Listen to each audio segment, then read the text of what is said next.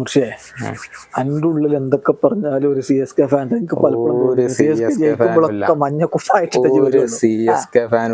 ഇന്നലത്തെ കളി കണ്ടാ പിന്നെ CSK ഫാൻസ് എല്ലാവരും നിങ്ങളെ ക്യാപ്റ്റന് 98 റൺ എടുത്ത് ഔട്ടായ സമയത്ത് നിങ്ങളെ CSK ഫാൻസ് എന്താ കാട്ടി ആഘോഷിക്കാണ്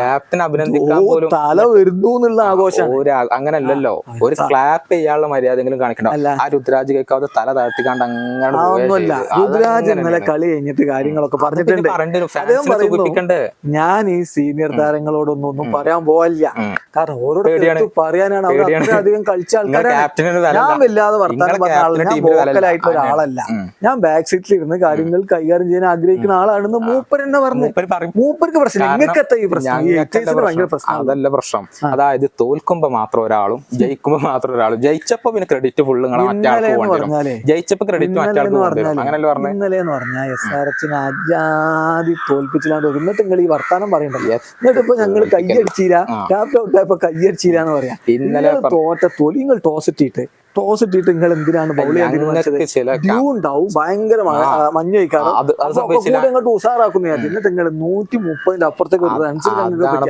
158 റൺസ് അവസ്ഥ അങ്ങനെയാണ് നിങ്ങളെ ഓരോ അതൊക്കെ കാണിച്ചാണ്ട് അത് വേറെ കാര്യം ചപ്പോക്കിൽ അങ്ങനെ നിങ്ങളെ കൊണ്ട് ഇനിയിപ്പോ എത്ര ബാറ്റിംഗ് പിച്ച് ആണെങ്കിലും നിങ്ങളെ കൊണ്ട് ചേസ് ചെയ്യാൻ പറ്റൂല വേൾഡ് കപ്പിൽ സൗത്ത് ആഫ്രിക്കക്ക് ഇതേ അതേ അവസ്ഥ നിങ്ങളിപ്പോ ഈ ഒന്നോ രണ്ടോ കളി കൊണ്ടൊന്നും അങ്ങനെ പറയണ്ട. ഇപ്പൊ ഇന്നലെ പറഞ്ഞാലിപ്പോ ട്രാവിസ് ഹെഡ് ഫസ്റ്റ് തന്നെ പുറത്തായതാണ് പണിപാളി. അതിന് മുമ്പത്തെ കളിയിലും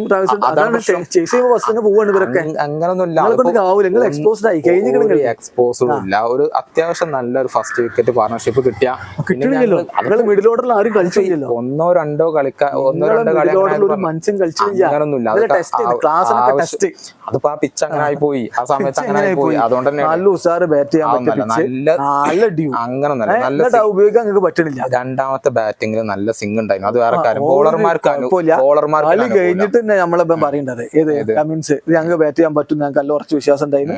എന്തൊക്കെ പറ്റിയെന്ന് എന്തൊക്കെ പറ്റിയല്ല, ഞങ്ങൾ പ്ലാൻ ചെയ്ത് പണി തന്നതാ. ബാറ്റ് ചെയ്യാൻ പറ്റിയൊരു കണ്ടീഷനിൽ കളിച്ചാൻ പറ്റാത്ത കഴിഞ്ഞ് ഓറഞ്ചിനെ തൊലിയൊക്കെ പൊളിച്ചില്ല. നിങ്ങൾ സ്വന്തം മൈതാനത്തല്ലേ ഇപ്പൊ ഇത് കാണിക്കുള്ളൂ. അത് വേറെ കാര്യം. സ്വന്തം മൈതാനത്ത് മാത്രം വിജയിച്ച് അങ്ങനെ പോകുന്ന മൂന്നാമതായി അതും നോക്കണ്ട. അത് ചെപ്പോക്കിലല്ലാത്ത കളി വേറെ വരും. ചെപ്പോക്കിലല്ലാത്ത കളി അങ്ങോട്ടന്നെ വന്നോളും.